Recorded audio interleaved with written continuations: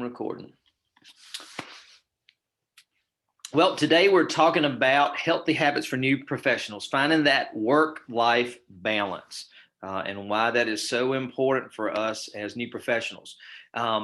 We talk about this because we think it's important to our students. We know from research and from the polling that we've seen lately that millennials, especially the folks that are in college right now, have a lot to say about the healthy work-life balance and why having both worlds are important to them. That they do love their work. They think their work is important. They want their work to be satisfying, but they know there's so much outside of the workplace that matters in their life. And a lot of new employees start to realize, new professionals as they enter the workforce, that this work thing takes up a lot more time maybe than they expected. And for some people, we become workaholics, and that can be dangerous, and we can be a very easy burnout risk for our companies. And for others of us, we don't like the fact that our work takes up so much time, or we have less time for that sort of fun time outside of work and all those things that rejuvenate and re-energize us to really give our all at work and to be an effective, high performance employee. So really what we're talking about today is how we find that balance, the yin and the yang of the two. Work is vital for what we, finding our satisfaction in our future and having a purpose in life. We want to have work that we enjoy, but at the same time, we've got to find that balance so that we can do the things outside of work that allow us to go back and give it 100%. So here's something we found pretty interesting: in work-life balance. 45% of employees feel that their employer does not really promote this. That it's not that they're opposed to it, but it's sort of up to the individual worker to find that. And what they're really saying here is that a lot of them feel overworked. So what we want to do while we're still in college, whether we're a senior this year, whether we're a working professional just now thinking about these things or reflecting on our work history and realizing things are a little out of balance, or maybe we're not even close to graduation yet, we want to start building in healthy habits now to ensure that we're living this way. So we need to start developing these healthy habits in the work-life balance before we enter the workforce if possible. And if we can do that, those will stick. And it's a lot easier to carry those habits forward into the professional world that first season of life beyond college.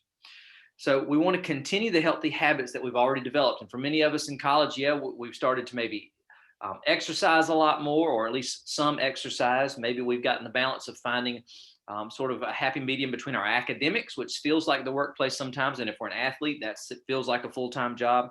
But again, continuing these healthy habits and moving them forward and establishing them early in our first season outside of college is really important, because what we do during those first few months in the workforce really does set the pace for what we do long term.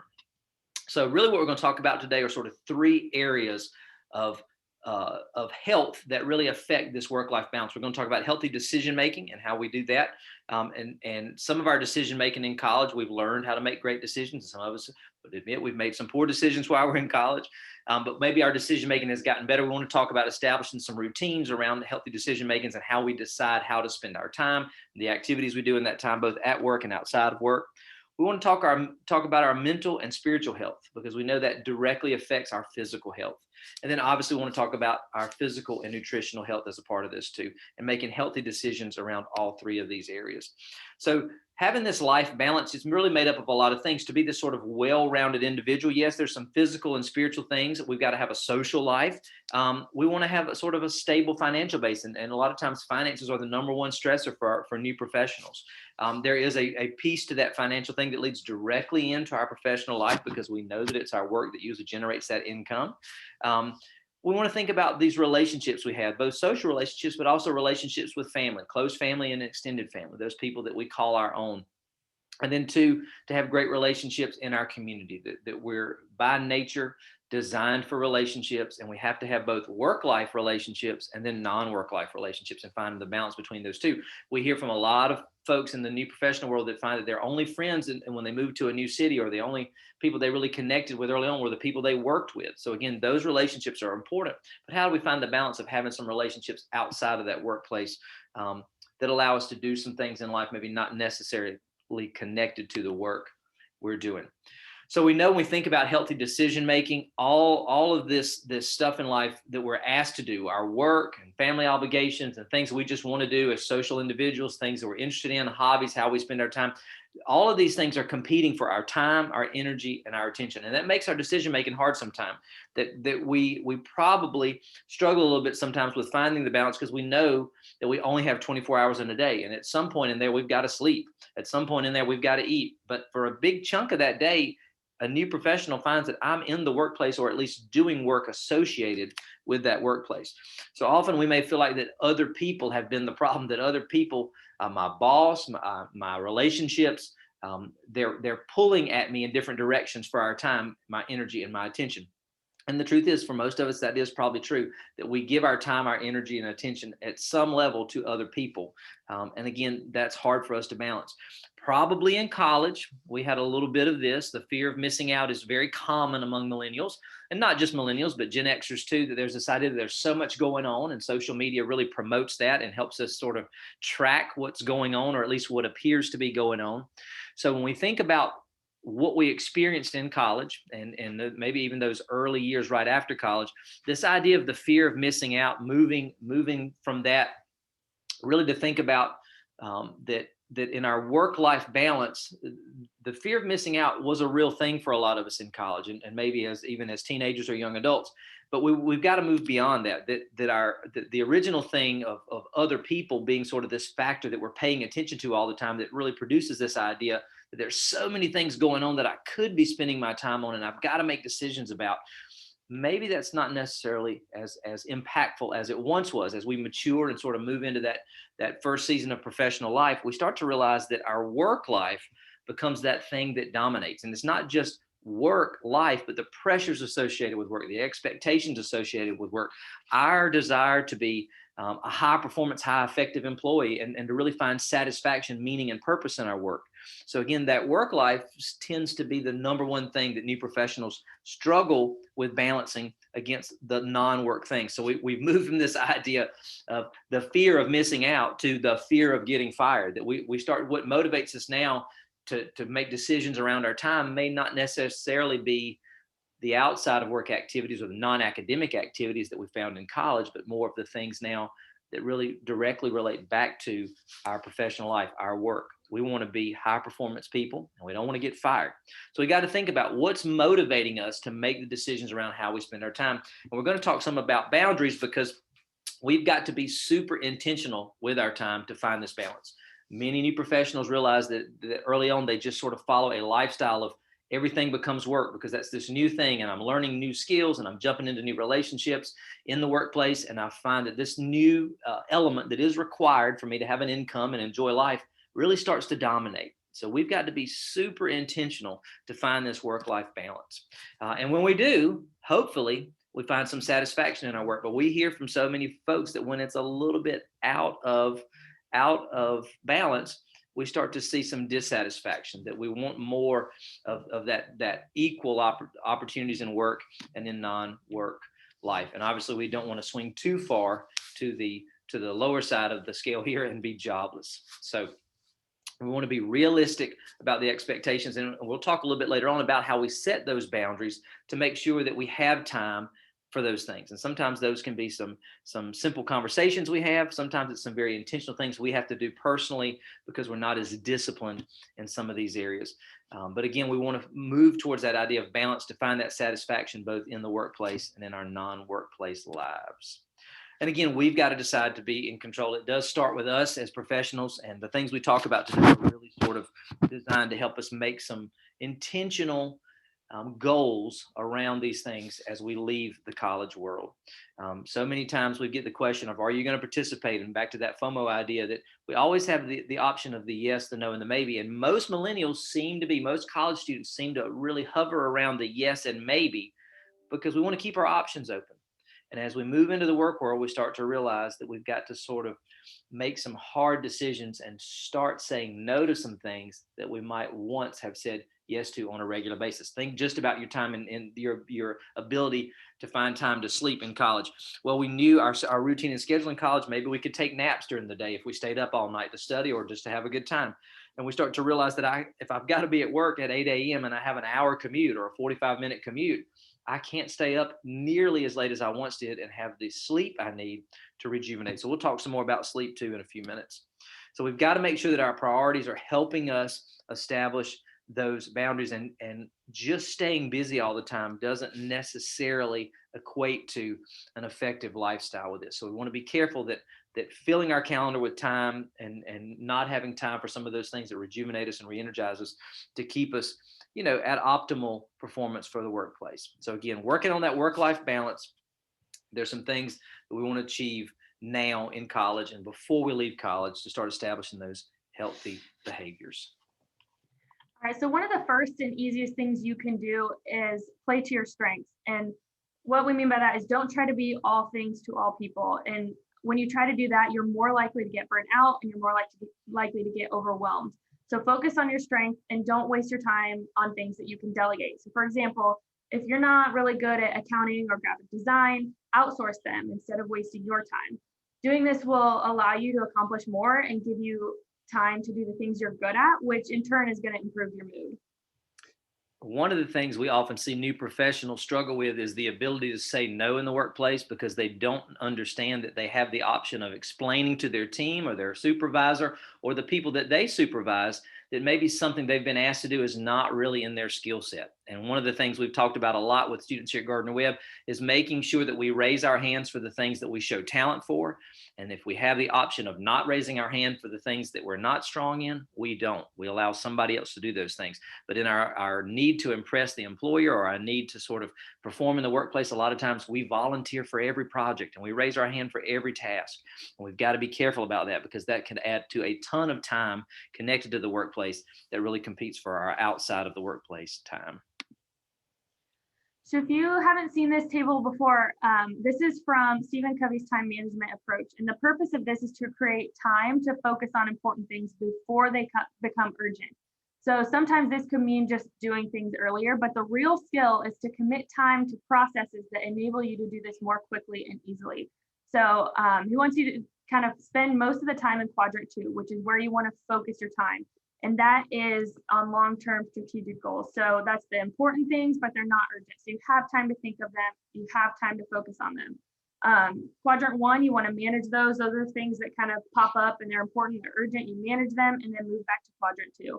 The quadrant 3 is those distractions and interruptions. That's your social media, the things that you really want to avoid. They're urgent, but they're really not important. And then quadrant 4, you really want to limit these time-wasting activities. So that's like playing a video game or taking a nap. You want to limit those time-wasting activities so you can spend most of your time in quadrant 2, prioritizing your time and focusing on important tasks. And the great thing about this matrix is it applies both to your work life and to your non-work life. And you've got to think about as you move into that and your demands for your time, energy, and attention change, how do you change the use of this table? How do you change the way you manage, focus, avoid, and limit those activities? So know your peaks and troughs and also plot some personal time. So for example, for peaks and troughs, are you a morning person? If so, plan your high concentration tasks for the morning. Don't leave the tough tasks until it's nighttime if you know you're not a night person, and vice versa if you're not a morning person. For example, for me, I like to get most of my tasks done in the morning because I am a morning person. So when I get to work, I answer my emails, prepare for appointments. And then in the early afternoon, when I'm kind of in my trough, I tend to like to put my meetings in the afternoon because interaction with people usually gives me energy. So just know your peaks and troughs throughout the day, and that's going to help you kind of plan around that. And also be sure to plan some personal time. So when personal issues arise, it can be really tempting to push them aside and bury yourself in work and not really make time for your personal life. But the whole point of this workshop is to find a healthy balance. And if you don't make time for your personal life, you won't have a job to go back to. So we all know that quote, you can't fill from an empty cup. So make sure you're taking time for yourself to fill your cup. That's such a good point. We recently were sharing an article on LinkedIn about sort of some recent research data pulled from across industries that talked about how much time of the day for any professional is spent just in answering emails. So as Shay shared, being able to have a system where you manage those emails so they don't become your to-do list and dominate your time at work. What they were finding in that research is that so many people spend so much time just purely using email as their to-do list in the workplace, they end up taking a lot of task-based activities and assignments home and doing those at night or on the weekends. So again, in finding that healthy work-life balance, we've got to be able to manage our time at work well so that we have time for life outside of work. So this is where that plotting your personal time comes in play. So you want to plot that time to do what you love. Make time for that thing that you really enjoy that's other than work, outside of work, and give it the time it deserves. This is going to energize you. It'll refresh you. It'll refill your cup so you're ready for another work day. Another way to fill your cup and do something to achieve a healthy balance is to seek out connection. So we as people thrive when we are connected. We're meeting people, working together, making connections. Those are great ways to help yourself feel good. We're also less likely to turn to destructive habits and means of coping when we have that social connection and we have that support from other people. And we're also more likely to have a positive self-concept as well when we are connected with people. Similar to the last slide, you need connections, and those connections come from a support system. A support system can be found in many places like the church or gym, and your support system can be both family and friends. However, if those people aren't close by, it may feel like you need more support. So maybe you live far from home or your new job required you to move away from home. It might feel hard to feel connected. So you might have to make some new connections. And these are good places to start when you're looking for that support system. And you're going to need to be intentional about this. And it's a lot harder to meet people outside of college or school because at school, you're forced to be around these people 100% of the time. You know, you're in the dorms, you're in classes together. So in the work world, it's a little bit harder to build a support system. So you have to be intentional and make time for people to build a support system and create those relationships. So do something kind for someone else. So random acts of kindness have been linked to releasing dopamine, which makes you feel good. It's a mood booster. You know, it's good for your well-being. So when you go beyond empathy and you exercise compassion for others through your actions, you reach that part of you that is good, that is best, that is noble. And this enables you to remember you share your humanity with others, and it helps you see beyond a problem. So helping someone or even just bringing a smile to someone's face will bring back that joy to you. So it's hard to see a downside to paying it forward. So much of what we hear from new professionals is that their workplace often encourages service. So they might go out as an office and spend time together doing service in the community that they live and work in. And that's a great thing that a lot of companies promote. But we also find that getting involved in service in your local community through one of the many options that Shay shared on the slide previously is such a great way to build relationships if you're moving to a new community or just want to feel like you're doing something that's very satisfying with your time. So again, looking for those opportunities to pay it forward. So Micah shared a pretty similar slide to this earlier about the dimensions of wellness, but you know, when someone says take care of yourself, we often think of that mainly in a physical way, maybe even an emotional way, but it's more than that. Taking care of yourself means all 8 of these dimensions. And I'm not going to read through all of these, but just know that all 8 of these are connected. They all matter. And they're all going to affect your well-being. And what's great to see on here too is that occupational health is a part of this. That financial health is a part of this. So we're not diminishing the value of work in the workplace. We're just trying to find how it has equal value with these other 8 dimensions. So while all 8 dimensions on that other page are important, if you don't take care of your body, what you live in, the others aren't going to matter as much. So there are many reasons to exercise. There are many reasons to eat healthy, and many different motivations. So is your motivation to lose weight? Is it to just be healthy or to get energy or to release stress? Maybe it's a mood booster or for disease management. What your motivation is doesn't necessarily matter as long as it keeps you healthy. Our goal is to try to make exercise a must do, not a should do. Even if it's just a short walk or a quick yoga session, it doesn't have to be a crazy 2-hour workout.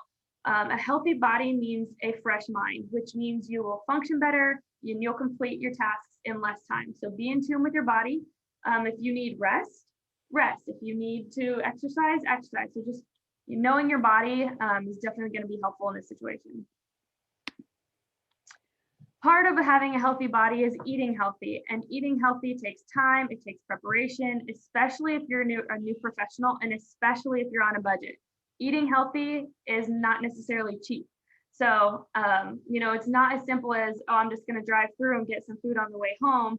That is going to cost a lot more, and most of the time it's not going to be very healthy. So that's why you need the 3 Ps.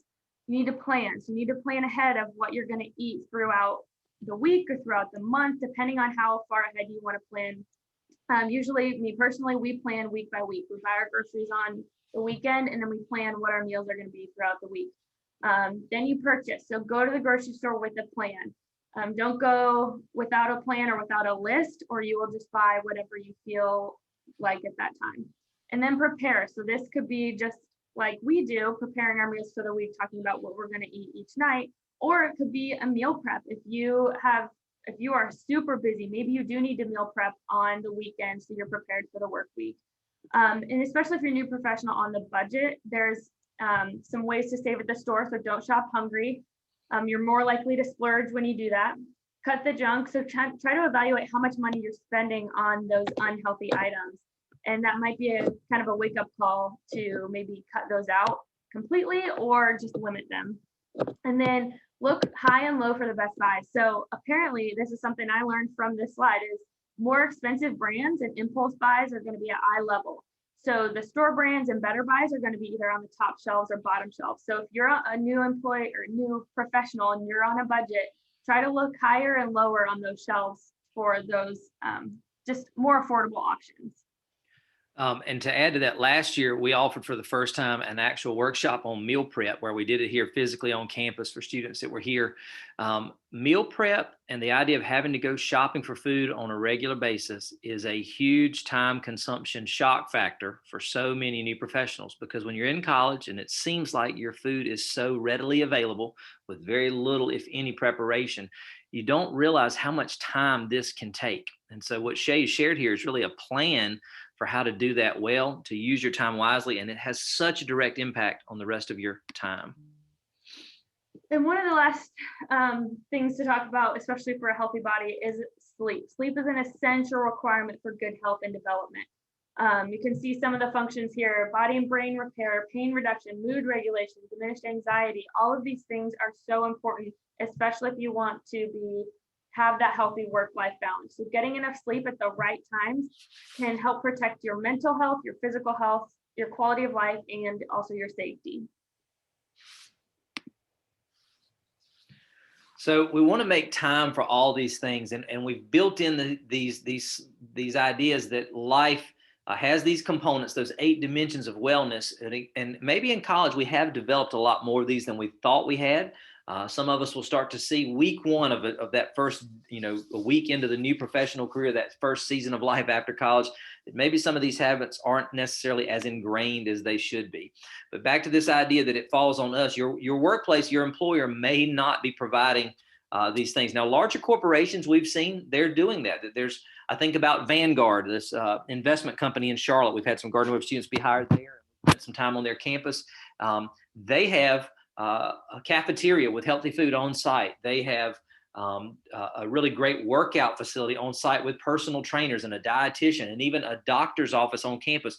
So you may find some larger corporations that are doing things to help you have time to stay balanced because they provide some great services for you. You may have initiatives through your insurance to do things where exercise and diet are part of getting a lower insurance premium every year. So again, if nearly 50% of employers are doing that, great. But out of the ones that we've seen in our research, we're seeing that at least 50% are not. You can't bank on that. You've still got to be intentional. You've got to be the one to take control of that. And what so many people tell us is that it's not necessarily in their hands at times. That nearly 70% of people say, well, they've got a supervisor or a boss that doesn't really promote this, or their work life just demands a ton of their time. Nearly 40% said they have to work long hours, longer than 40 hours a week. So these are long days that really compete for that time.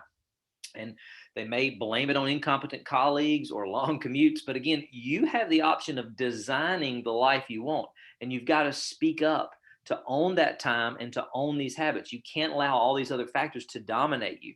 So again, we've got to think about, how can I be intentional and take control and really have a motivation that comes from within me to do this and not blame it on all these other factors. And again, some of these factors could really be true and effective, but how do we work around them to maintain that optimal health? So you want to think about too, how we're spending time outside of work, because we're hearing that so many people are doing work at home. at night and on the weekend because they didn't have time to finish it in the workplace. For some of us, this is an easy conversation with a supervisor to explain that we're doing some processes that could be a little more efficient. Maybe we need some software to help, sort of automate some of these things. Or maybe we need to talk about the fact that we have too much work on our plate and some of this needs to shift to another person. And many young professionals struggle with having that tough conversation. But to establish boundaries and sort of set that intentional time forward and to really own my health, I've got to be able to do that. 67% of people working remotely feel pressure to be available at all hours of the day. This is something, in the COVID world that we've had this past year and people moving to the remote world, there's been some really neat benefits for a lot of larger companies to see employees not in the office space. They're saving money by having people off site. They've realized that there's all these great communication tools that allow us to stay highly functional and highly performance driven and not be physically present in the workplace. But what that has also created is this sense of always being on, because now maybe my supervisor is texting me on my personal phone when we didn't used to do that, but that's how we, started to communicate over this past year. I'm spending more and more time, working on projects at home because I work from home. And sometimes it's hard for new professionals, especially, to find that sort of dividing line to say, all right, I turn it off at this particular time and move back into non-work life. So we've got to be very careful about that. And again, it comes back to establishing those boundaries. How do I say no? How do I draw that line? Well, for some of us, and depending on our work, we may have projected expectations on ourselves from our boss or from our supervisors, our colleagues, or the people that we supervise that are not necessarily accurate or true. That we're assuming that they expect us to do these things. We're assuming they expect us to be working on this stuff at home because we didn't get it done in the office or during that 8 to 5 window. And sometimes these are accurate expectations. Sometimes these are not accurate expectations. And some of us, we also work in a situation where there's some non-negotiables. There are some things we just have to do. I think about Shay and I working at the university. There's a lot of non-negotiables around. We have to be here for events sometimes that don't fall in the 8 to 5 window. When we have a nighttime networking event or a job fair or a trip we take students on that falls outside of that normal 8 to 5 work window, those are not negotiable. They're part of our work and we've signed on for that. But a lot of times in our work, there are some non-negotiables or some negotiables that we've just never acknowledged as that they don't have to be done in the particular time frame or in the particular method that we've always assumed they had to be done in. So really having the ability to have those frank conversations and think about what is my work life doing to my non-work life and how the two are so interconnected. So we really want to find this balance. And I love this quote here. It says, balance is not better time management, but better boundary management. Balance means making choices and enjoying those choices. And the other great sort of antithesis of that is you can't do a good job, if your job is all you do. That Shay talks so much about these things that we have to make time for that re-energize us and really make us effective at our work. So we've got to find some places where we can draw the line, we can say no, we can establish some boundaries and control our life and ultimately control the outcomes that we're shooting for. There are so many ways we can do this. And this is just a simple slide to show some ideas. But there's some things even in the workplace that really are keeping us from being optimal, and not knowing those personal non-negotiables as well as those professional non-negotiables are important. Sometimes in our relationships with people outside of work, we know there's some non-negotiables. That maybe your parents have this expectation that you visit on this particular basis, or maybe your significant other has these expectations. And sometimes you've got to talk about those. The idea that you might have the ability in college to not have a routine schedule that you've stuck to, maybe in the work world, you need to have that routine schedule now to really find how you can control your time. We know that it makes us more productive to do this, and sort of establishing a routine and following that on a regular basis takes a lot of discipline. It takes a lot of intentionality, but it's doable. Again, we just have to choose to do it. We're trying to find that balance of both because both are so important. We know we have to work to have those things in life that we enjoy. We have to have an income just for the basic needs, but then there's so many other things we want to do. And one of the things we see new college grads going into the workforce doing is having expectations that they need to have a particular salary in mind or a particular lifestyle in mind upon graduation. And that's, many find out just in the first few months that is not an accurate view of what the future is going to be like. You're not going to make that ideal salary you've dreamed of in that first entry-level job outside of or as soon as you leave college with an undergrad degree or even with that first graduate degree. So again, we're trying to find the balance to enjoy both work and life as those things come, as we move towards those long-term goals. So again, we've got to own it. We've got to be intentional. We've got to establish boundaries to do that. And again, some of the things we've talked about today are easier to do than others. So just to think about a quick recap, there's ways we can find that time outside of work to donate our time and our expertise to other people to find satisfaction in that. One thing we didn't talk about a lot was finding a mentor and finding some people to help us move through those tough decisions. And one of the ways we see college students do that is they seek counseling. We have a lot of students at Gardner-Webb that use the counseling center here, and when they leave Gardner-Webb, they struggle to find that next level of counseling they may need to just make some of those decisions and continue having the lifestyle mentally and spiritually that they've needed. So again, finding, especially if you move to a new area, how do I find that personal health counselor that I need, that mental health counselor that I need? How do I find that person that has motivated me to exercise? How do I find that person that's given me spiritual guidance if I'm no longer in the community where I've gotten that for so long? So again, looking for those people to provide that safe and sort of accountable atmosphere is really important. That accountability is so important for maintaining those boundaries. One of the things too is to really plan your calendar ahead. And we didn't talk a ton about that today, but Shay did talk about having a plan for some of these things. And when you plan out your calendar, that you're owning it and controlling it. When you've planned vacation time, when you've planned your weekend ahead, maybe when you've planned that trip to see your family that you've been looking forward to for a long time. So again, owning that time by mapping it out on the calendar is so important. We did talk about prioritization in work. And again, prioritization in work and outside of work is so important. I had a colleague one time that said all he ever wanted to do on the weekends was just veg out on the couch and watch TV. And I can do that maybe twice a year. I'm just not really wired for vegging out on the couch all weekend and watching TV. I plan my time even and prioritize my tasks even outside of work to make sure that I get to do all those things that energize me so that I can come back into the workplace strong on a Monday after a weekend, after vacation. It's so important. So again, you have the opportunity to own this. You have the opportunity to find this balance and to use some of the resources and strategies we've talked about today, but it's up to you to do that. If you've got questions about this sort of thing and need help from our center, we're glad to do that. Whether you're a Gardner-Webb current student or an alumni, we're always here to provide that service to you if we can. You can email us if you've got questions about this today at career@gardner-webb.edu. This will also be up on our YouTube page in a week or two, so you can rewatch it there if you need to. But again, if we can help with any of those things, let us know. We want to encourage you to work hard, to strive to have that healthy work-life balance as you enter that new professional world after college. Thanks for being here today.